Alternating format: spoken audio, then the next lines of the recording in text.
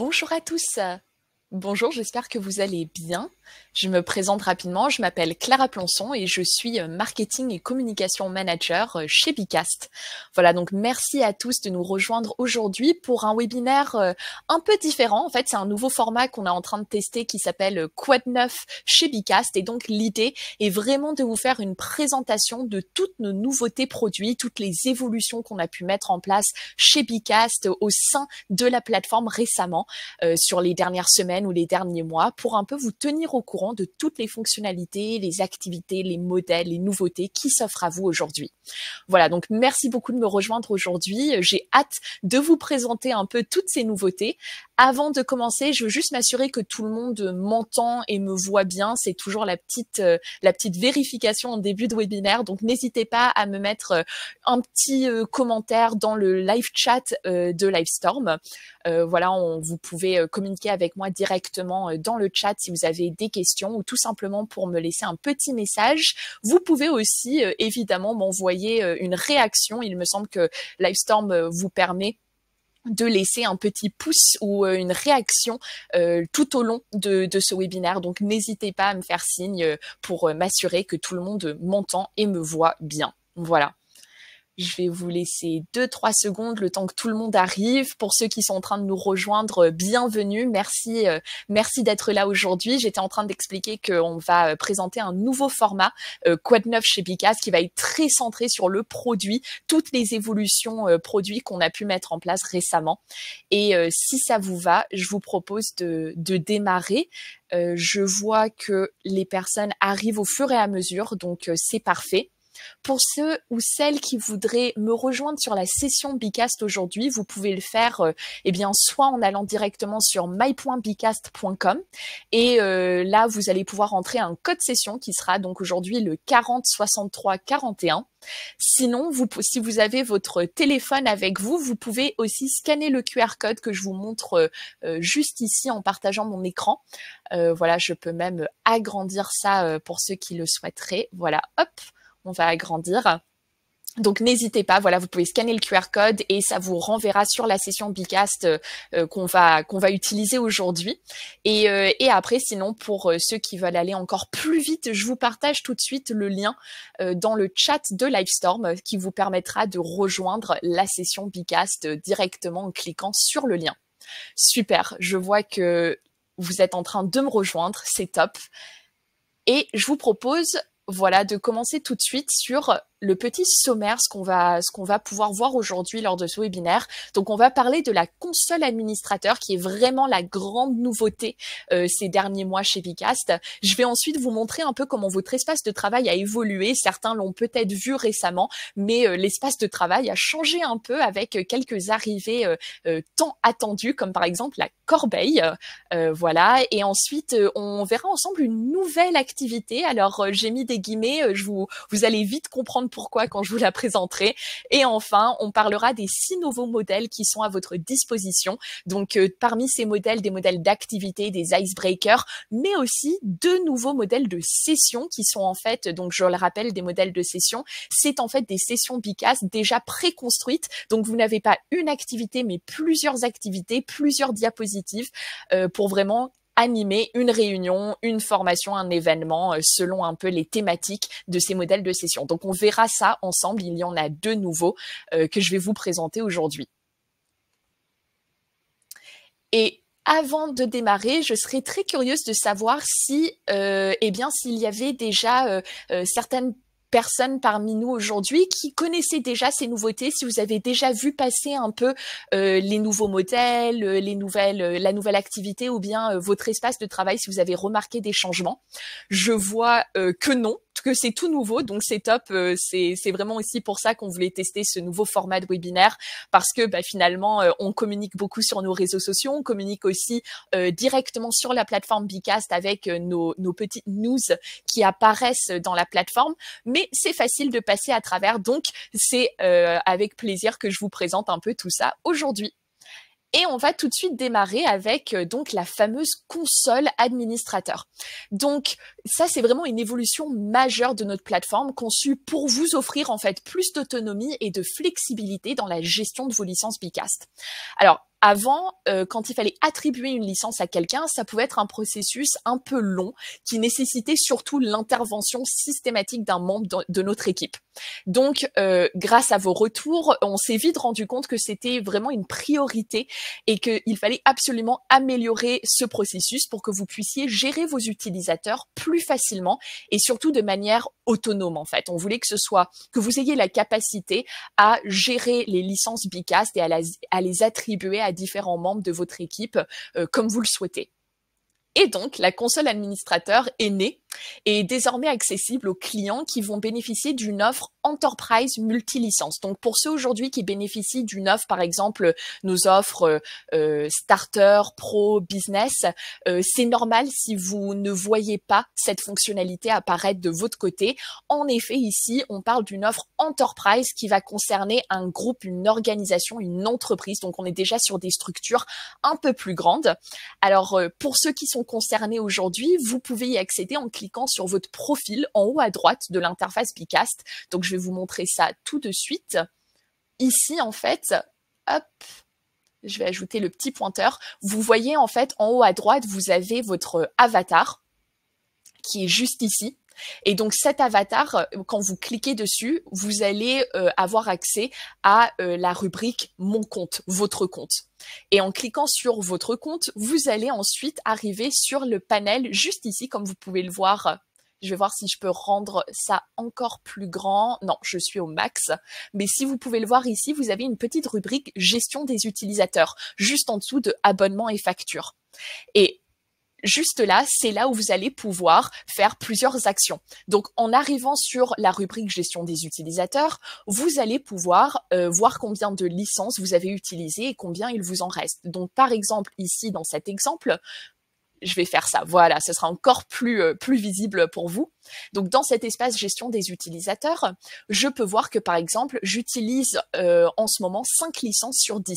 Donc, je paye pour un pack 10, un pack de 10 licences, mais je n'en ai attribué que 5. Donc, je peux encore en attribuer 5.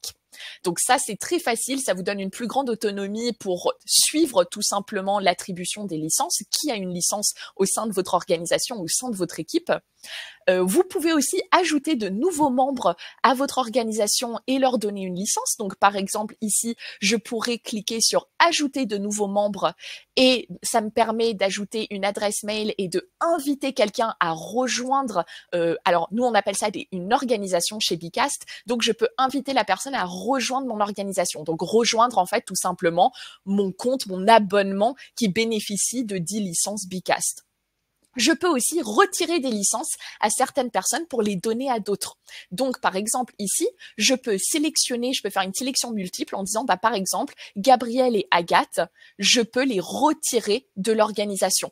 Donc, je clique et tout simplement, on va me proposer de les retirer. Et dans ce cas-là, ce chiffre va diminuer parce que au lieu d'avoir 5 licences attribuées, eh bien, je n'en aurai plus que 3. Et ça me permettra d'en attribuer maintenant 6 aux personnes que je souhaite inviter à rejoindre mon organisation.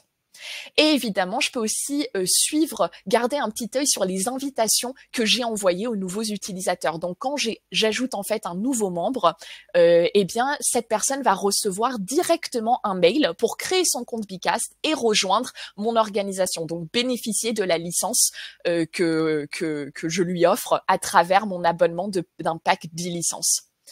S'il ne vérifie pas son compte tout de suite, s'il ne crée pas son compte tout de suite, pas de souci. En fait, on va lui envoyer des petits rappels pendant une semaine. Ce sera automatiquement fait pour que vous n'ayez rien à faire de votre côté. La personne va recevoir plusieurs petits rappels pour créer son compte et rejoindre l'organisation. Par contre, donc pour ceux qui ne voient pas gestion des utilisateurs, donc cette rubrique juste ici à gauche, pour ceux qui ne verraient pas cet espace personnel, c'est normal. Pour l'instant, je le rappelle, c'est vraiment une offre qui est réservée aux offres Enterprise multilicence. Voilà, donc pour certains, cette fonctionnalité n'est pas encore disponible.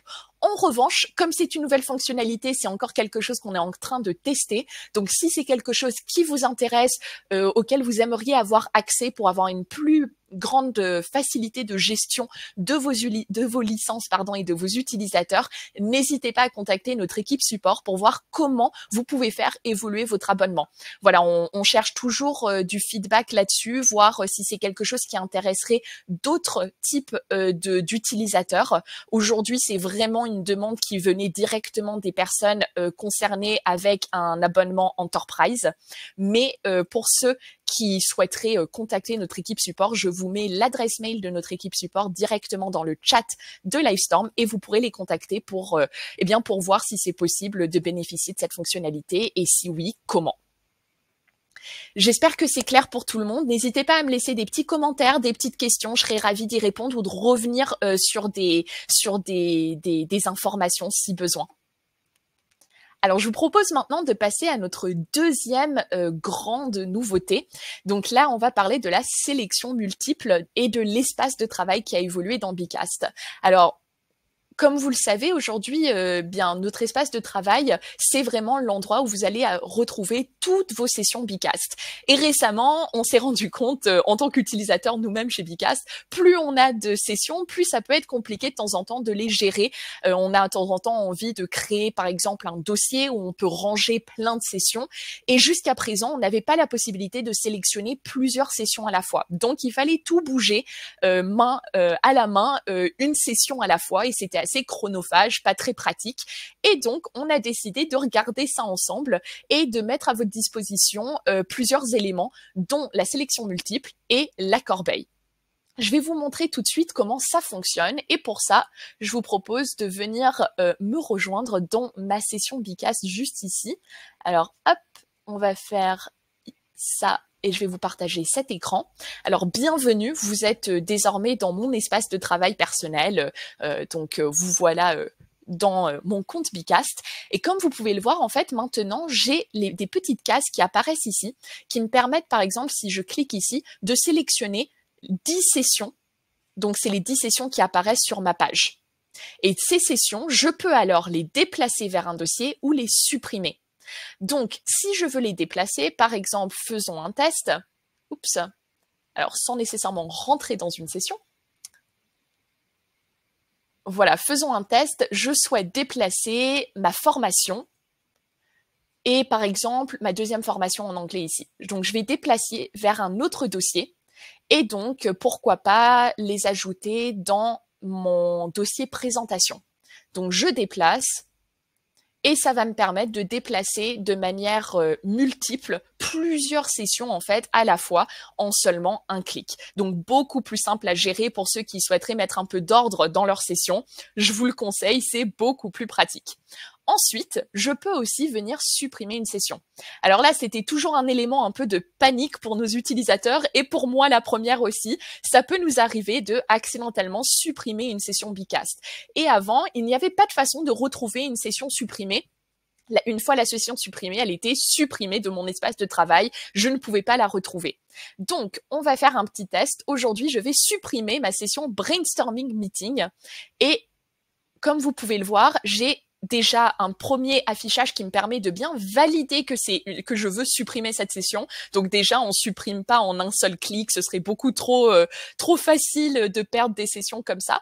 Donc là, je valide bien que je veux la supprimer et j'ai un petit message comme quoi cette session peut être restaurée dans les 30 prochains jours. Et c'est vraiment ça qu'on a voulu mettre en place pour vous aujourd'hui, c'est cet espace de corbeille avec une notion de suppression qui n'est pas immédiate. Alors, comme vous pouvez le voir, cette corbeille, je peux y accéder en bas à gauche de mon espace de travail. Juste ici, vous avez, si vous voyez ma petite souris qui bouge, vous avez désormais un espace corbeille qui se trouve dans la colonne de gauche tout en bas.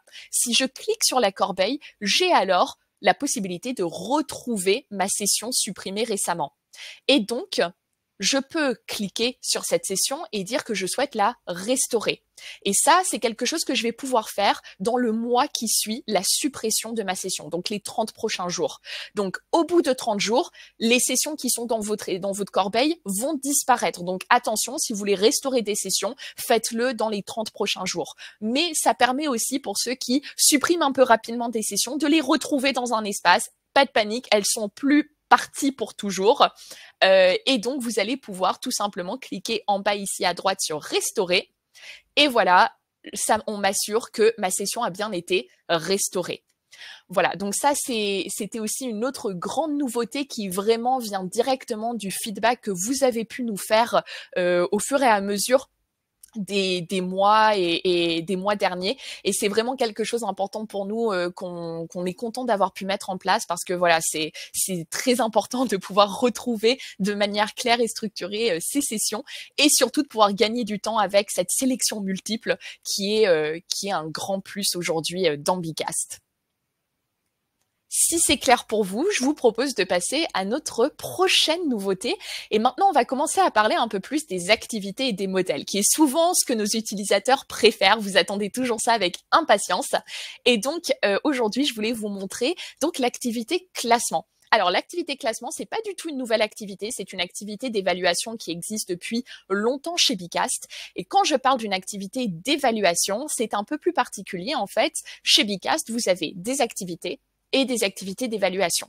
Une activité d'évaluation, c'est tout simplement une activité Bicast où il y a une bonne et une mauvaise réponse. On vient en fait évaluer, tester notre audience, tester nos participants pour évaluer leurs connaissances sur un sujet donné.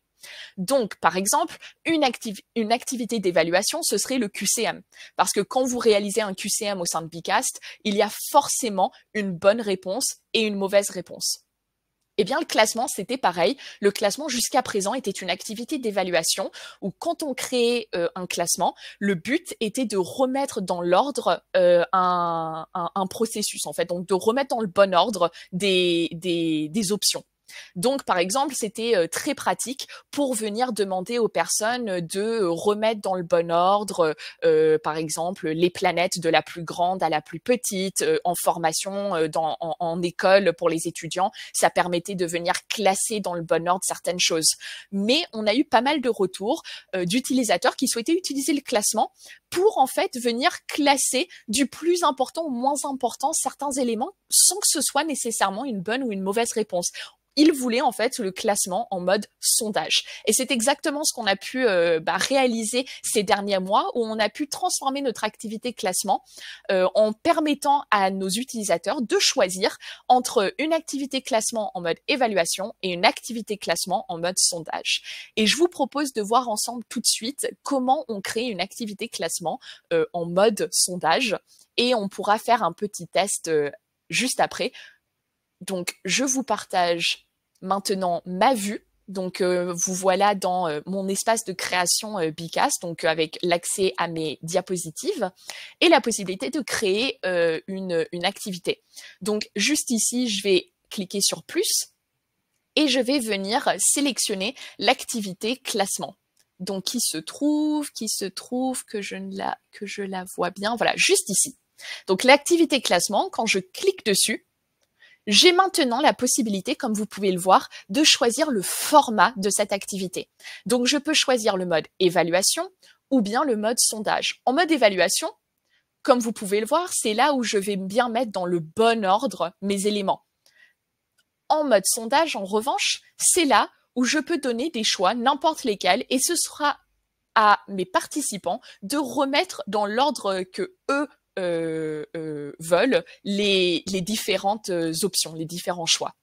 Donc, je vous montre tout de suite à quoi ça pourrait ressembler. Au lieu de la créer, j'en ai déjà créé une. Là, je voulais juste vous montrer en fait comment sélectionner l'option sondage et l'option évaluation. Donc, je vous montre tout de suite ici une activité classement en mode sondage. Et alors, je vais vous remettre ici pour que vous puissiez participer, je vais vous ouvrir l'activité.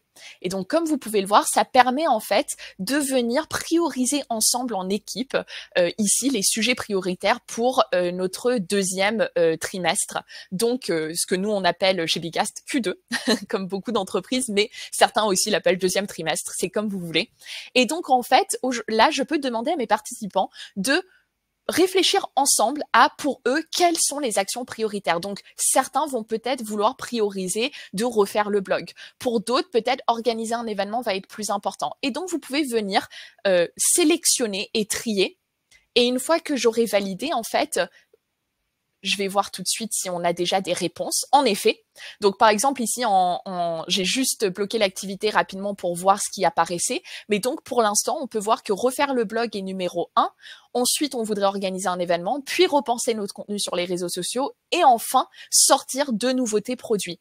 Peut-être que si je continue l'activité, je vais me retrouver avec d'autres résultats. En effet, par exemple, si je vous partage cet onglet, on peut voir que les résultats sont encore en train d'évoluer. Maintenant, sortir de nouveautés produits est devenu une priorité, donc la majorité l'emporte et ça va nous permettre de créer peut-être notre roadmap, de planifier un peu les actions à mener dans les jours qui viennent et pour le deuxième trimestre. Donc, une activité très pratique, vous pouvez maintenant faire énormément de choses avec, vous pouvez évaluer vos participants pour ceux qui sont formateurs, qui souhaitent réaliser en fait plutôt des activités d'évaluation. Ou alors, si vous voulez sonder vos participants, c'est aussi une très bonne façon de le faire.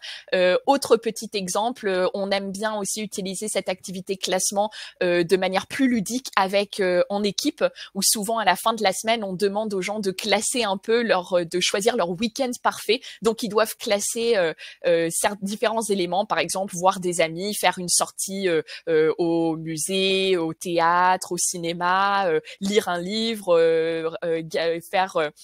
faire la grasse mat. Et tout ça, en fait, il faut venir le classer. Donc, c'est assez ludique de réfléchir à mon week-end parfait. Il faut que je priorise 3 éléments. Les autres sont moins importants et de voir finalement pour un groupe quels sont les éléments les plus importants pour un week-end réussi.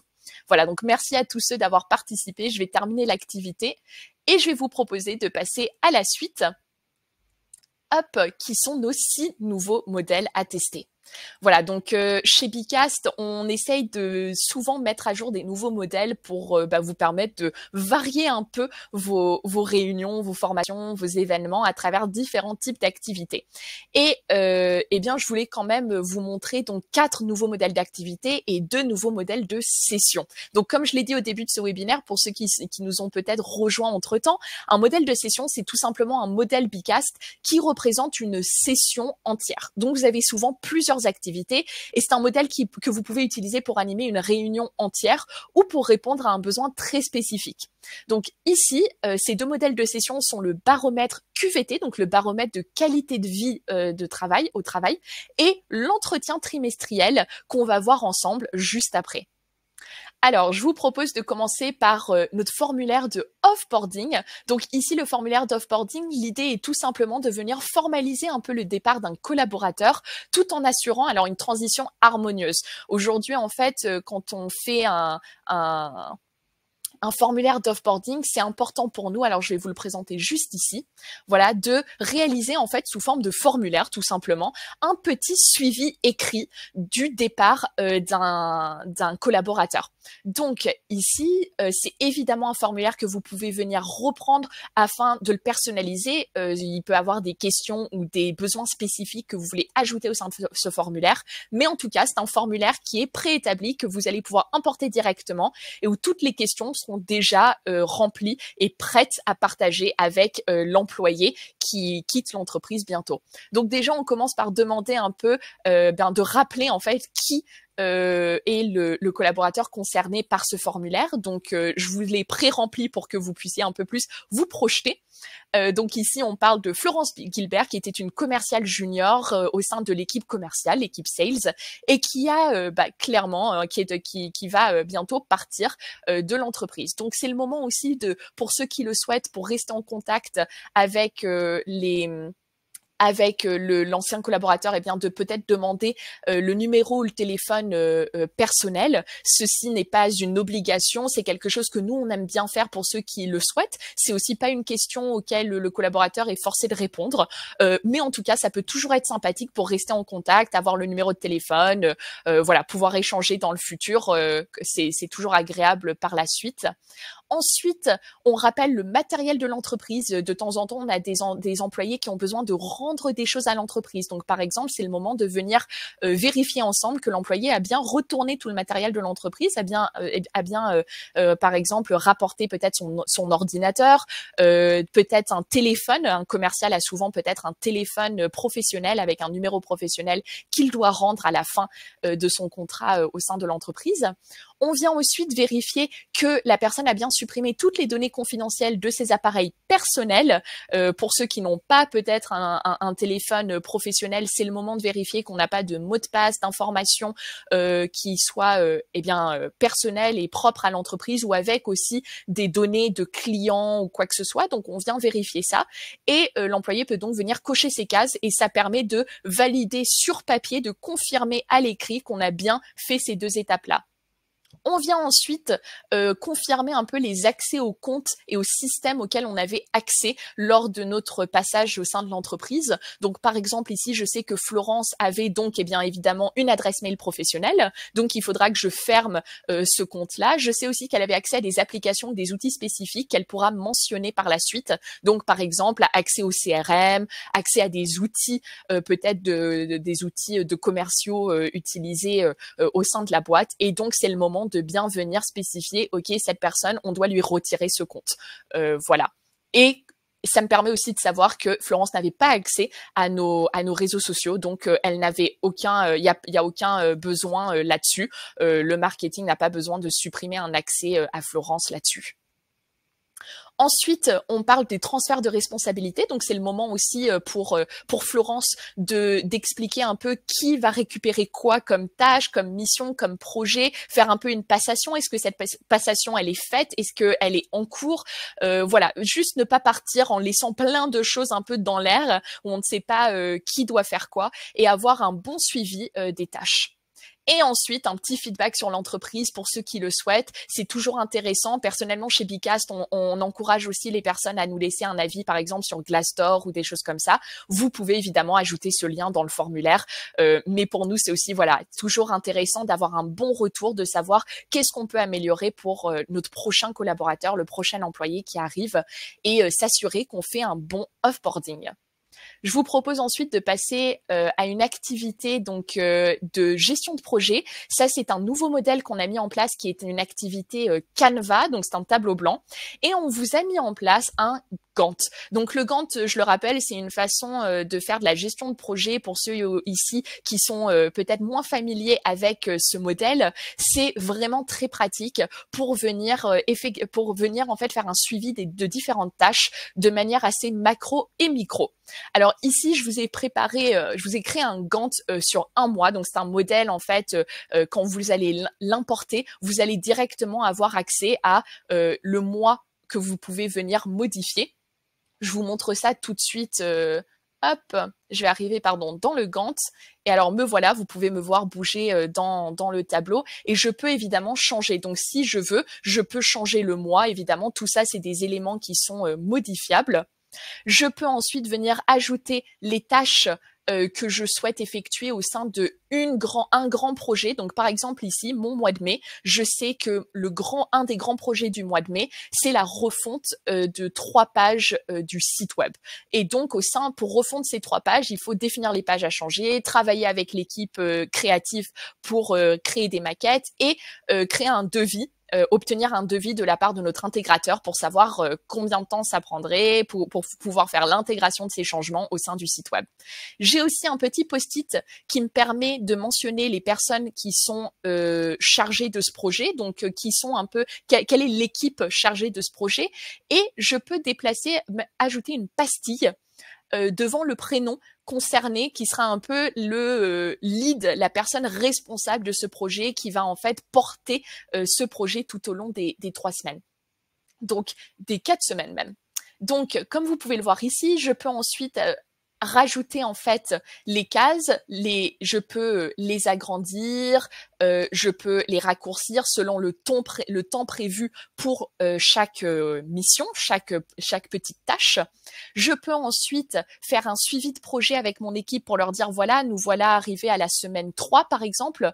Donc semaine 3, on est peut-être en fait en tout début de semaine 3. Donc pour la semaine 3, eh bien techniquement, le design a dû terminer les maquettes, et on doit peut-être déjà avoir le devis de la part de notre intégrateur et le valider. Comme ça, l'intégrateur peut faire sur la dernière partie de la semaine toutes les modifications nécessaires.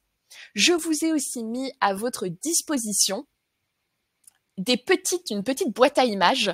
Donc cette boîte à images me permet en fait de tout simplement venir copier-coller des éléments. Donc par exemple, je peux mettre une horloge qui va signifier qu'on est en retard sur un projet. Donc par exemple, si je copie-colle, hop, je peux dire attention, pour ce projet, on est en retard, donc il va falloir repenser un peu les tâches, comment reprioriser tout ça.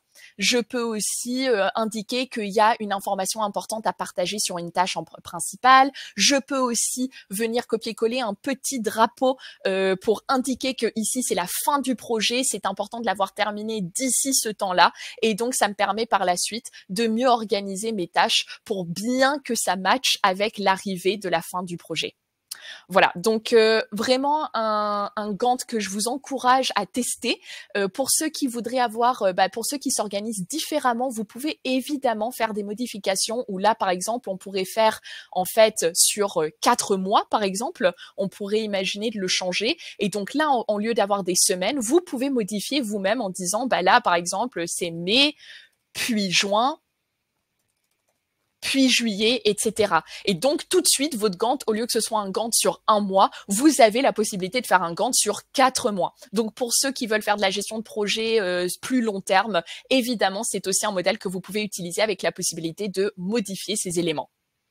Voilà, donc ensuite, je vous propose de regarder ensemble un petit modèle que j'aime particulièrement pour ceux qui cherchent un icebreaker, donc pour briser la glace, pour venir démarrer par exemple une formation. Si j'ai des formateurs avec moi aujourd'hui, c'est vraiment un modèle que je vous encourage qui s'appelle « Je sais, je me demande ». Et en fait, « Je sais, je me demande », c'est un modèle qui fonctionne de la manière suivante. Vous allez tout simplement venir demander à vos participants de remplir dans chaque case ce qu'ils savent sur le sujet présenté. Ici, j'ai décidé de mettre le sujet l'intelligence artificielle. Et ensuite, dans l'autre case, de dire « je me demande ». Donc, quelles sont les choses que la personne sait, quelles sont les choses que la personne ne sait pas encore. Et en tant que formateur, vous allez pouvoir venir modifier un peu votre formation, modifier le parcours pour ne pas éventuellement répéter des choses que les gens savent déjà. Et au contraire, ça vous permet de déjà savoir dans les 5 premières minutes, ok, on va parler d'une thématique principale et je sais que il y a déjà plein de questions sur ce sujet. Je sais que aujourd'hui, mon audience, mes participants ne savent pas ça, ça et ça. Donc, par exemple, avec l'intelligence artificielle, je sais que, ok, les gens ont un peu des bases. Ils savent que l'IA, c'est une technologie qui permet aux machines d'imiter l'intelligence artificielle. Ils savent que, par exemple, ChatGPT est une intelligence artificielle. En revanche, il y a des personnes qui se demandent comment ils peuvent se servir de ChatGPT dans leur travail au quotidien peut-être. Il y a des personnes qui ont des questions sur les risques de l'intelligence artificielle pour la vie privée et la sécurité. Voilà, donc ça me permet d'orienter un peu ma formation à travers un petit brise-glace qui est très très facile à mettre en place. Et donc ça, vous pouvez l'importer directement depuis Bicast. Vous n'avez rien à créer. Vous allez tout simplement venir sélectionner le modèle « Je sais, je me demande » et vous aurez l'opportunité de changer le sujet pour l'adapter à votre formation, à votre réunion, à votre événement. Voilà, mais en tout cas, une petite activité très sympa que je vous conseille. On va ensuite terminer sur notre dernier modèle d'activité qui est assez ludique. Ça s'appelle les 100 mauvaises idées et ici c'est aussi un icebreaker qui a tout simplement pour but de générer un maximum d'idées. Donc c'est pour faire chauffer un peu le cerveau, commencer un peu à libérer le côté un peu artistique, l'imagination des participants. Et donc ici on vient demander aux personnes de partager 100 mauvaises idées de faire quelque chose. Alors évidemment on n'est pas obligé de dire 100. Ça peut être autant que possible dans un temps court. Je vous conseille de mettre un petit chronomètre, comme ça les gens sont un peu boostés par un temps qui est en train de s'écouler. Et donc vous allez pouvoir choisir, par exemple ici par défaut, je vous ai mis 3 catégories. Donc par exemple 100 façons de manger, 100 mauvaises façons, 100 mauvaises idées de manger une pizza. Donc, par exemple, quelqu'un pourrait dire, tremper la pizza dans le lait. Ça, c'est une très mauvaise idée. C'est une très mauvaise façon de manger une pizza. Vous pouvez mettre des réactions, des bonhommes, qui donnent un peu un côté vivant à l'activité. Vous avez la même chose pour les super pouvoirs et les noms pour un groupe de rock. Donc, tout ça, en fait, ça vient tout simplement, c'est très ludique. Comme vous pouvez le voir, on n'est pas du tout dans quelque chose de très sérieux, concret. On vient au contraire libérer un un peu l'imagination, chercher un peu à faire rire, avoir un peu les différentes idées que les gens vont avoir. Et ça permet ensuite, pour par exemple des sessions de brainstorming, de créativité, eh bien ça vient tout simplement voilà, libérer un peu tout ça, mettre les gens à l'aise et démarrer une session d'une manière assez créative, ludique et originale. Voilà, j'aime tout particulièrement ce petit super pouvoir de faire fondre le beurre du regard, qui est en effet peut-être pas le meilleur super pouvoir sur Terre. Alors, je vous propose maintenant de voir nos deux modèles de session. Alors pour ça, je vais vous partager les deux sessions en particulier. Donc là, vous avez l'entretien trimestriel. Donc l'entretien trimestriel, le but est tout simplement de venir en fait faire un entretien entre le manager et l'employé pour faire le point sur le trimestre passé et s'aligner un peu ensemble sur les objectifs du trimestre à venir, les missions principales et avoir le retour de l'employé. Donc pour vous montrer en fait ça, quand vous importez ce modèle de session, vous avez déjà toutes ces slides, toutes ces diapositives à votre disposition. Donc, par exemple, ça va commencer en faisant un petit rappel de qui est concerné par cet entretien. Donc, je vais pouvoir dire, en fait, c'est moi, le manager s'appelle comme ça, mon manager, c'est telle personne, et la date de l'entretien a eu lieu peut-être début de semaine. Ensuite, on fait un petit rappel du déroulé de l'entretien. Donc, on va faire nos retours sur les 3 derniers mois à travers une activité qui s'appelle les 4 L. On va venir évaluer un peu la performance de l'employé avec le manager. Et ensuite, on va fixer les objectifs ensemble. Donc, par exemple, je voulais démarrer avec un petit icebreaker que j'aime bien, qui est un peu l'activité pointée sur l'image. Et donc ici, l'employé va pouvoir dire, si ce trimestre était un film, ce serait plutôt, et alors voilà, est-ce que le trimestre s'est très bien passé, par exemple? Est-ce que le trimestre c'était en quête de sens, Little Miss Sunshine, voilà, c'était sunshine, le soleil, tout allait bien, les temps modernes. Est-ce que par exemple c'était oulala, le stress total, Nightmare Island, l'île du cauchemar, ou alors seul au monde, je me suis retrouvée très isolée. Donc c'est le moment pour l'employé de venir en fait positionner sa petite gommette pour indiquer au manager comment s'est passé ce mois à travers un film qui est en fait une façon un peu plus originale et ludique, sans nécessairement mettre les mots vraiment sur ce qui se passe, mais utiliser un peu une métaphore et un film pour parler de son expérience ces derniers mois. Ensuite, on va faire donc la méthode des 4 L. La méthode des 4 L, c'est tout simplement venir placer en fait ce que j'ai aimé faire. Donc, comme vous pouvez le voir, ce que j'ai apprécié pendant cette période, ce que j'ai appris. Voilà, tout simplement des missions. Est-ce que j'ai eu l'impression d'apprendre de nouvelles choses? Ce qui me manque en fait, ici l'acte, ce qui me manque, quelque chose où en fait j'ai l'impression que j'aurais pu faire mieux, qu'il me manquait peut-être quelque chose, un budget, des éléments, de l'aide, des connaissances pour arriver à bien travailler comme je le voulais. Et maintenant faire part de mes désirs. Qu'est-ce que je veux? Qu'est-ce que je souhaite avoir pour la suite du trimestre qui arrive. Donc là, ça permet en fait à l'employé de venir vraiment, peut-être en amont de la réunion, partager un peu son expérience à travers cette méthode 4L qui est assez complète.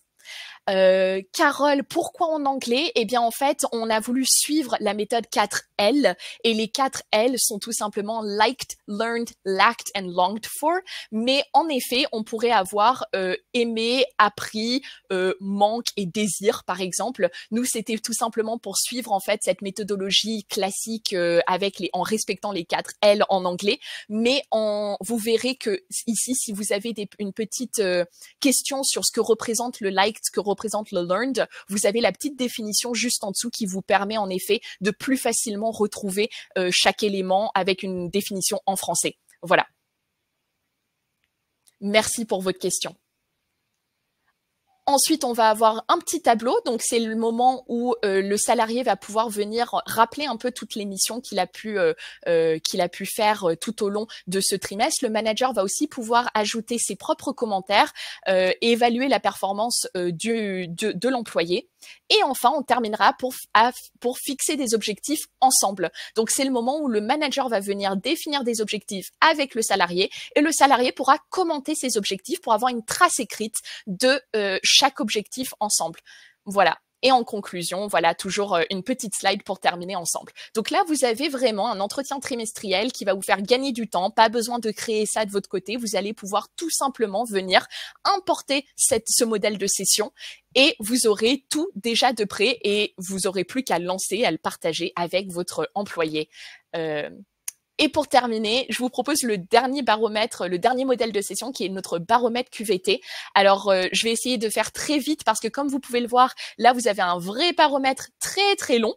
Le baromètre QVT, c'est un vrai travail souvent porté par les équipes RH au sein de l'entreprise et ça vient en fait déployer, alors parler de plusieurs indices.